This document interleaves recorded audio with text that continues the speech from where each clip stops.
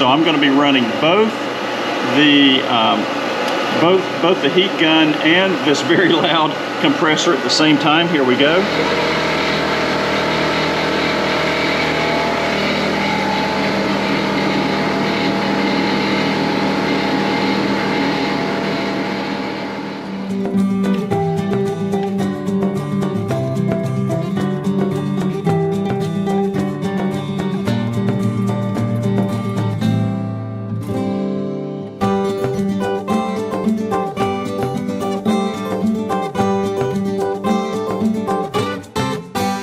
Hi, it's Jerry.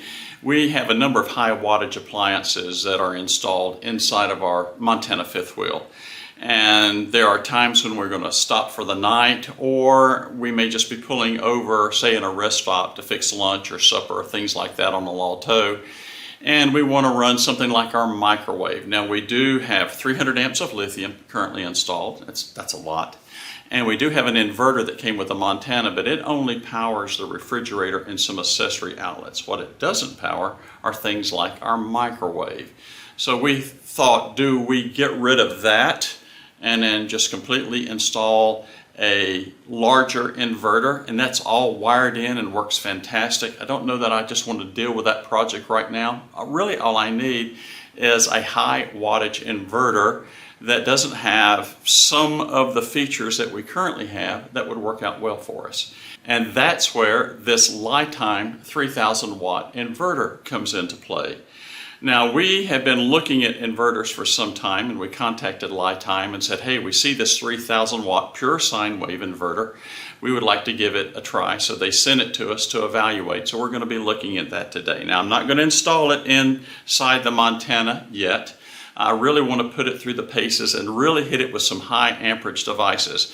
If you look at anyone's inverter, say whether you're doing an Amazon search or something like that, one of the things that you see the biggest complaint is when these high wattage appliances, whatever they may be, a microwave, or if you're on a job site and they're hooking up things like a power saw or say a air compressor, something like that, when that big surge hits that inverter, then it just goes into an overload mode and stops the function. So before we go through all this installation process and rewiring the specific outlets for our microwave, we thought that we would bring it here in the shop, set up a bit of a test bench. I'll be showing you what I've got back here in just a second, and we're going to put this through the paces. So let me give you the specs of this 3000 watt inverter, and then you'll have an idea why we're looking at something with this much capacity.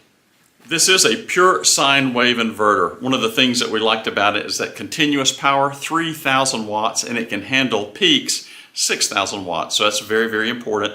I also like the input voltage range, so you can kind of run your battery down a little bit low before it starts misbehaving. So this will run at 10.5 volts up to a high of 16 volts. Its output voltage, which we'll be testing today, is 110 volts at AC. It is an American version, US version, so it's running 60 hertz. And the efficiency, they say, is between 85 and 95%. We're going to test that as well. It's just a little over 18 inches by 7.5 inches by almost 14 inches in size, and it weighs a little over 13 pounds. This LiTime 3000 watt inverter exceeds our needs, and that's going to be perfect because if I'm going to go ahead and put this in, I'll probably add another accessory jack so that we can run some other types of devices other than the microwave. That's the big issue right now. We've got an 1800 watt microwave. It has a lot of power. We've tested it with a number of things. We've looked at it with our energy management. We see what its draw is. It's a lot. And we've also used things like portable power stations. So I think just for convenience, just for quick convenience, when we want to pull over, this is one of those things that we can just push a button and use the inverter and turn it off when we don't need it. Now, let me mention what this LiTime inverter does not have. This 3000 watt LiTime inverter does not have a transfer switch. Now, you can use an auxiliary type transfer switch. I'll put some of those in the show notes that you can buy. The largest ones that I found that are automatic that are reasonably priced are about 20 amps. Now this does have connections for 20 amp standard plug-in jacks, and as you'll see, it also has a hardwired jack that you can run your 3 wires to, your ground, your neutral, your hot wire, and you can run this thing on 30 amps. And that's what we're going to be testing today. We're going to try to squeeze as many amps out of this as possible. I have not been able to find that reasonably priced 30 amp automatic transfer switch. They are out there, so I will probably not be installing a transfer switch at this stage. I'm just going to power it on as I need it and power it off. The other thing that we're going to be testing as well is see what the idle wattage is on this. So these inverters do pull power. I haven't seen one yet that doesn't. They do pull power when they're not being utilized. So we'll see how efficient this is and what its battery drain would be if you left it on all the time. So those are the things that you'll be seeing. Let me show you the test setup that we currently have. This is the test bench that I have for the unit today. This is the LiTime 3000 watt Pure Sine Wave Inverter that we have, and I have it connected to a 300 amp hour LiTime battery. This is a 12 volt 300 amp hour battery. You've seen this in previous videos. It does have a 200 amp hour continuous discharge for this BMS, so I think this will be a good test for both of these units. They provided us with double cables to make sure we can get the maximum amount of wattage out of the battery, so we're going to utilize that. I did have to use this 2-aught here, that's mine, and I'm putting it on a shunt so that we can actually, do some monitoring here and seeing how this is going to perform, so we can look at that. And I'll also do some double validation with one of these handheld amp meters as well. So over here on the side, this is the connections that you see here. I do have a little test configuration here to be able to look at the oscilloscope that we have. You'll see 1, 2, 3, 20 amp standard plug-in connections here. That's one of the areas where I'm looking at doing my testing for my amp hour meter. Now, I will mention this. This is a test bench, so we have to be very, very careful. I do have some exposed wiring here. There's no other way for me to be able to do this and use the oscilloscope that I have here. So that's just one of the things we have to be very, very cautious in a test environment. The other thing that you'll notice is this connection right here. This is the 30 amp connection, and then I've got it going over here to 2 plugs that we can try to get as much wattage out of this unit as possible. So let's get testing started. So let's start our testing. I have a couple devices that are going to be pretty high amperage. It's going to get noisy, unfortunately, but I have a heat gun that draws almost 1600 watts, and then I've got this real noisy pancake air compressor. Then I think if I add both of those on this 30 amp connection, I don't think I'll get 3000 watts, but I get as close to possible. If I can find one more thing to add on to it, I'll do that as well. So we'll try to get as much amperage out of this and just see how it's going to behave. Let's get started. As we start our test, let's look at this meter. So we're currently running at 13.55 volts. We are seeing 1.4 amps of idle current. That's a 19, almost 20 watts of current that's being pulled by this unit. So think about that in an idle state. And we'll get that started. We'll just double check it here with this meter and just see. So it's saying right at about see if we can get the light out of this, about 1.4 amps. So we're seeing about the same thing, 1.4. That's looks like this meter right here is running pretty true. We also want to look at the oscilloscope here, and you'll notice this waveform looks fantastic. Now, no load. We're going to test this under a load here in just a second. So I don't see any caps. That would be flat points at the top or the bottom. And I don't see any weird spikes on the left or right side of the form. So that's really, really good too. So that's exactly what we want to be able to see here. All right, let's get some things plugged into this and see how it's going to perform. But right now I'm looking here at this. It's showing about 13.1 volts. We'll turn the heat gun on.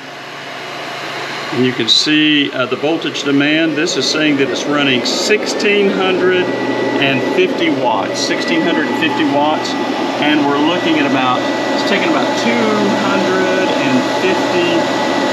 watts of power from the battery. So we're running at about 85% efficiency here, and that's what I would expect. But right now everything seems to be looking good. Let's look at the sine wave that's coming in from the oscilloscope, and we see the The voltage being produced by the unit is absolutely perfect. No caps, good sine wave, no spikes, nothing weird. Now, I'm not going to be able to talk over the air compressor that I have here. Unfortunately, it's going to be very loud, but I will show you the meter readings and then we'll kind of recap what it's going to be saying. So I'm going to be running both the heat gun and this very loud compressor at the same time. Here we go.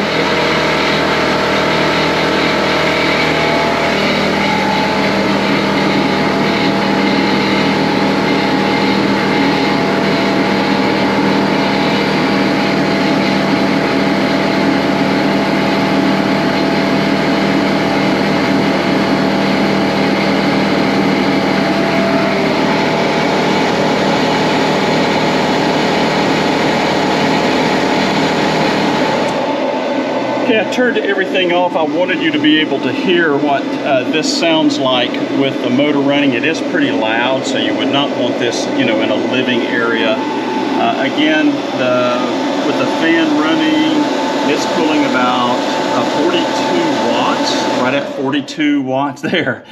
All right, well, you heard the fan running, and you saw that it was pulling about 42 watts. Now we got it quiet where I don't have to yell as much. And now it's back down to its 19 watts of power demand. So something that I often see in these van builds, bus builds, or even in say a small camper remodel is the use of these small residential refrigerators. I call these apartment or dorm size refrigerators. We've had this thing a long time. It's over 10 years old. They're extremely inefficient. They do burn a good bit of power, but they're cheap compared to, say, 12-volt models, or if you're having to rehab a unit to try to put one of those propane-style refrigerators in. So there's a trade-off. You buy this to save money, but you're going to have to feed it with a good bit of power. So this thing is hot. Hadn't been turned on in a year. We'll see how it's going to behave on a fresh startup on the inverter. So I think that'll be a good test as well. So let's get it plugged in here. Again, it's hot. It hadn't had any power turned on in at least a year. So we'll see a good compressor kick here, hopefully. All right, I'm gonna walk behind it and just make sure the compressor here is kicking off. It is. So we are pulling power, and we'll see how this is going to behave. So, you know, this thing is performing much better than I expected. I'm not evaluating refrigerators today, but this is only pulling 90 watts. That's not bad at all. As a matter of fact, I'm quite surprised that it's only pulling 90 watts. That's not much at all. And what it's taking out of the battery here, just to use that as a comparison, right at 84 watts. Wow, that's really interesting. So what I'm seeing here from an efficiency perspective, low power, it's running, you know, 95%. Now, I don't know that this is 100% accurate, but it's close. Let's just call it 6.5 amps. Here, we'll validate it with this handheld. This one's pretty accurate. Let's see what he looks like. Let's re-zero him real quick. All right, there we go. And he is pulling right at 6.8 amps DC. And this is saying 6.7. I'll give it a tenth. I'll give it a tenth of an amp difference. Voltage wise, we can see here it's running right at 13.1 volts, very low power. So let's look at the oscilloscope. The oscilloscope looks super clean. Again, I don't have any caps or any variation in the sine wave. I do see just a fraction amount of what looks to be the frequency is shifting ever so slightly between 59 and some points of hertz and just a little bit more. So there's a little bit of shifting in there ever so slightly. I don't think that's enough to make the lights flicker, and that's probably just the way that very inefficient, ragged, cheap compressor is working on this, I don't know, 15-plus-year-old dented up refrigerator. But I'm pretty impressed that this thing is only taking 100 watts. So if you're considering something like this, you know, it's not as bad as I thought. And that's not putting a huge demand on this, you know, at 90 watts. It'd be interesting to let this thing run for a period of time and just see what the drainage is on the battery. It's pretty interesting. I threw everything at this 3,000 watt LiTime inverter that I have in the shop with high demand wattage. That's 1,650 watts of power being pulled by that heat gun, and then hitting it with that pancake air compressor. I thought that air compressor surge would certainly shut this thing down, and especially with the wattage being pulled from that heat gun, and it didn't have a single hiccup. And then what I really liked was looking at that oscilloscope. We saw a perfect sine wave during that whole time. No caps, we didn't cut the tops off, and it never got ragged. It never got jittery or weird. It maintained the 60 cycles that we were looking at. I was pretty pleased with that as well. And it just performed very, very well. And I think also performed well with this LiTime 300 amp hour battery as well. That's got a 200 amp discharge. That wasn't part of today's evaluation, but we could see feeding that thing, and the battery BMS didn't have a single hiccup. So really a nice pairing when we looked at both of those together. I was actually pretty pleased with that. And then when you're looking at something like this, using one of these cheap, inexpensive, you can buy these things at Walmart or your big box stores, these apartment style or campus style refrigerators. You're looking at something inexpensive to use for your refrigerating needs, and then plugging that in there as well. I just saw 100 watts. I was quite shocked, especially this thing is hot, hadn't been plugged in a year, and it just worked really, really well.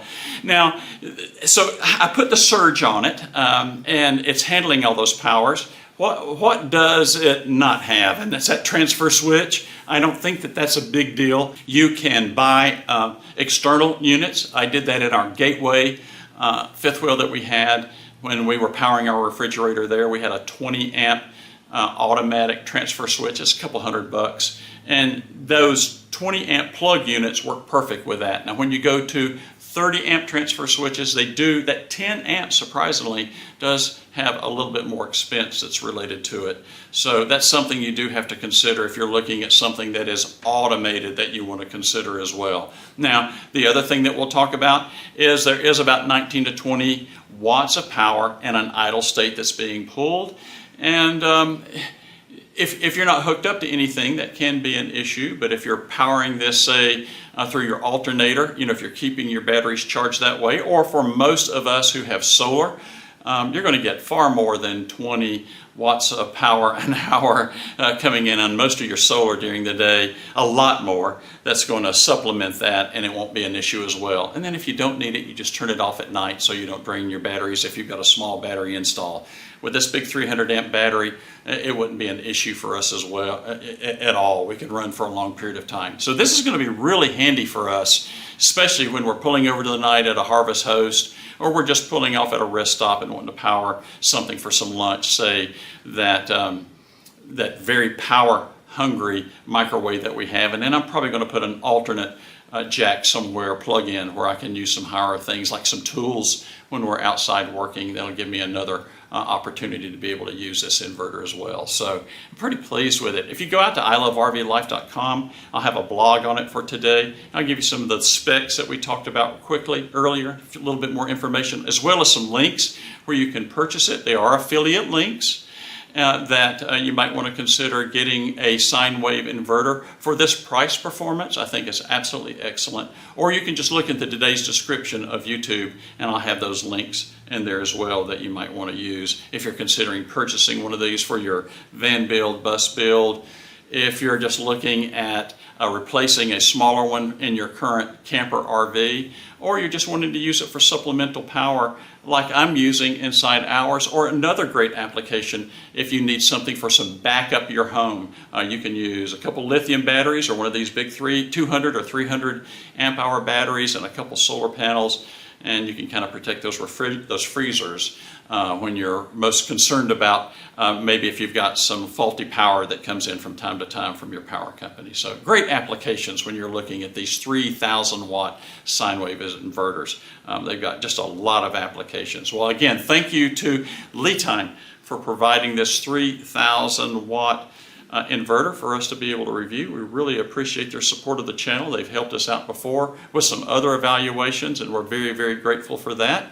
And we do this for one reason. We want to show you other types of things that you can use to make your RV travel more enjoyable. But most of all, we do this just because I love RV life.